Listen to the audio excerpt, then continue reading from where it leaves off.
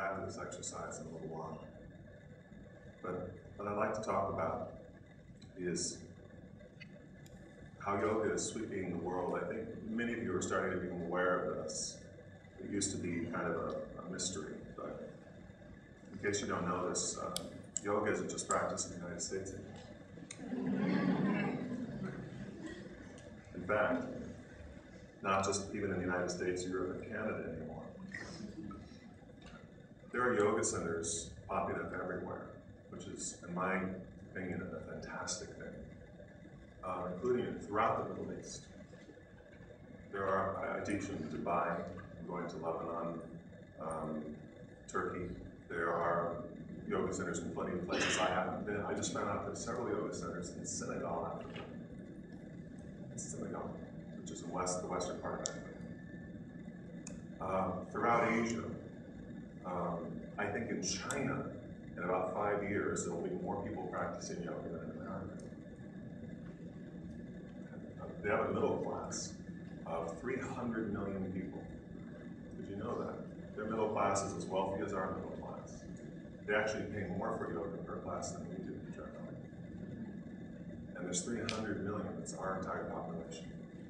And so they're starting to practice yoga. And this is going to have an impact on that country, as yoga has had an impact here. And it's very subversive when you think about it, in the best of ways. Because governments don't see it coming. Our government hasn't seen it coming. Did you know that there's yoga being practiced in the White House before Obama became president? Did you know that Laura Bush practices yoga almost every day? And in Crawford, Texas, she's put in a yoga studio for herself. It's not on Fox News. But it's true, because I know a teacher who taught her privately on a continuous basis. Did you know that in the Kremlin, capital of Russia, that the president's wife took out Putin's jiu-jitsu studio, replaced it with a yoga studio? This is something that I never thought I would yoga in the Kremlin, but it's there. There are yoga classes now in many major corporations. There are yoga classes in the CIA, not for the spies, because they'd have to kill you after they start the class. The administrators, they're under a lot of stress, and at lunchtime they take yoga classes, and sometimes they come into work on their day off to take the yoga class. There's yoga in the World Bank, there's yoga in the FBI and the FDA. This is unprecedented. They're not just teaching postures, they're teaching meditation, they're teaching mindfulness, they're teaching gratitude. And when you start teaching things like this to people who are in positions of power, things can change very quickly. But the great thing about yoga, one of the many great things, is it helps everybody, whether you are poor or whether you are wealthy, and it will do the same types of things. It will make one more kind. It will make one more compassionate and start to think of others. When we are in pain, we become very selfish. I don't mean that in a greedy way. Let me just give you an example. I've been in the hospital before with broken bones and had surgery, and when you wake up, there's one thing you're interested in, drinking water. Once they give that to you, the second thing you're interested in is more pain medication. You're not calling your friends to see what you can do for them. You're not calling anybody. You're focused on healing. You're focused on getting out of pain. And when you're deeply depressed, it's the same. Someone that's deeply depressed, they start sleeping 16 hours a day, curtains close, the phone gets turned off. They're not calling their friends to see what can be done to help them. They're focused on getting out of pain. Most people on this planet are suffering, as the Buddha pointed out, as lots of people have pointed out. Even when we do not know we are suffering. There are a lot of people now on this planet who believe they are doing great and they happen to take antidepressants. And in some ways they may be doing great, but it also shows that they don't know what else to do to deal with their unhappiness. So they ask a physician to help them. So we're all suffering to a certain extent, and our yoga practice is one of the things that we use to help get out of suffering. So if you take people who are in power, people who are in power that are suffering, and help get them out of pain, sometimes it has a direct impact on society. I'm going to tell you about a couple of examples of that.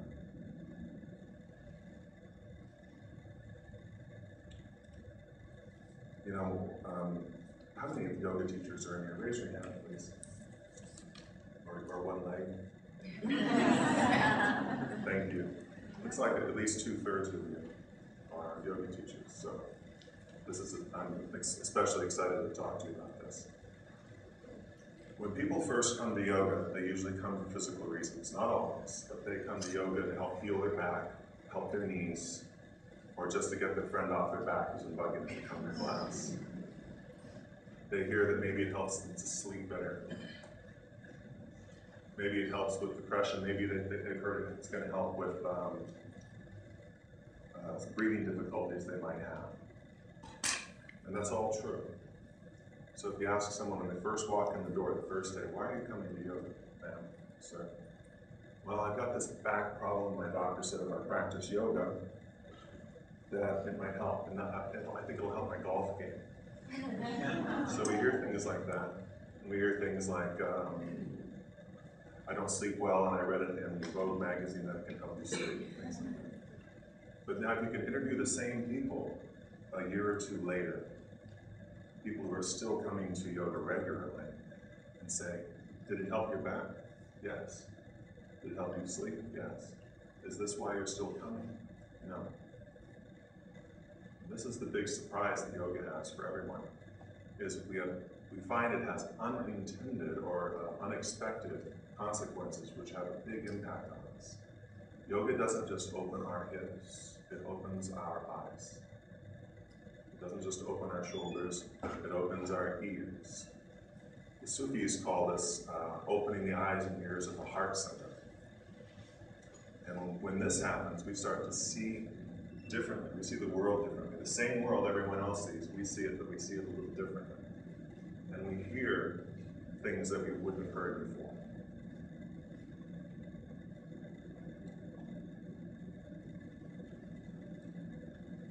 So it could be yoga is one of the rays of hope for the future, because it changes us, I think, for the better. Sometimes some people are calling this a quickening, some people are calling it an accelerated evolution, and I think it's true. I think it's happening from what I can see. We wouldn't have yoga centers popping up everywhere in the world if this wasn't the case. But at the same time, we also have some problems in the world, as I'm sure everyone here is aware of. So I won't go down the list. But we have some really big problems in the world. And a lot of them are caused by one thing. And I think that we as a community aren't really addressing this that much yet. And that is an ethics collapse. The economic collapse that we had in 2008 was not caused by stupid people. It was caused by very smart people, very well-educated people, who lack ethics.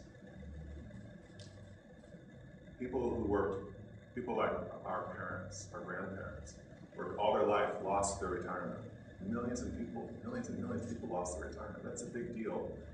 If you worked in a factory or for Delta Airlines or wherever, and you've been saving, and now you find out that some people, through very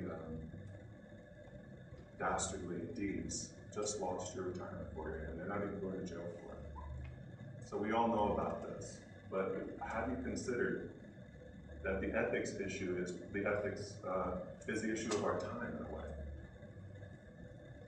That almost every problem that you can point your finger to in the world right now is caused by a collapse of ethics. When I say ethics, I don't mean rules that necessarily your parents taught you or your church taught you or your synagogue taught you. I'm talking about, you're all adults now, and I'm almost an adult.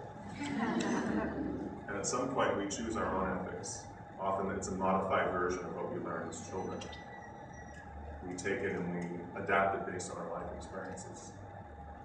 But one thing I've learned through teaching teacher trainings and workshops on ethics around the world is if I had to point to you right now and I ask you, can you tell me your list of ethics right now without hesitation? Most people can't. When it comes to our ethics, we have a vague notion of what they are.